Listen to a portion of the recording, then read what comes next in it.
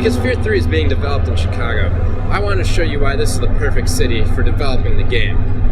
Chicago has a rich supernatural history, and I'm going to take you around and show you a couple of the haunted sites scattered throughout the city.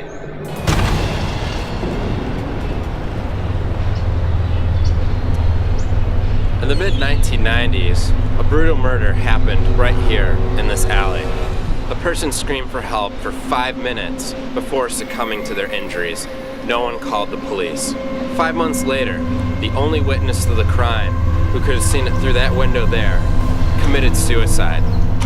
Since then, 6 more people living in that building have all killed themselves in the same exact manner.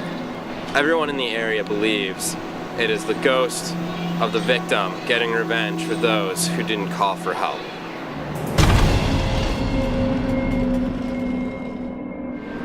The factory behind me is remarkable.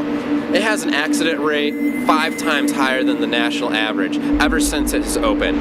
When it was being built, a steel mill only 2 miles from here was on strike.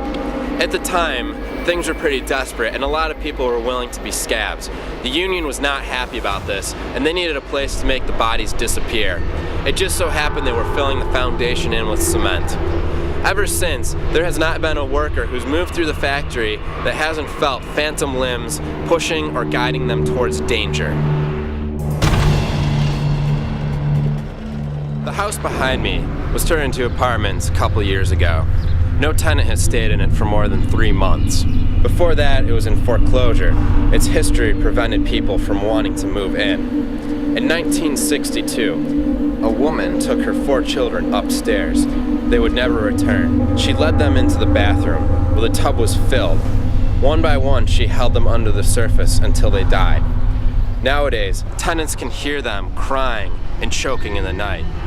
I've saved the best for last. A few nights a week for the entire summer, thousands of people fill an old dilapidated building just around the corner to capacity. And this building sits next to a field cursed by a goat. But that curse, that's not the scary part. It's the fact these people are cheering for the worst team in the history of baseball with a record so awful it's statistically significant. It's their fervent devotion that's absolutely chilling.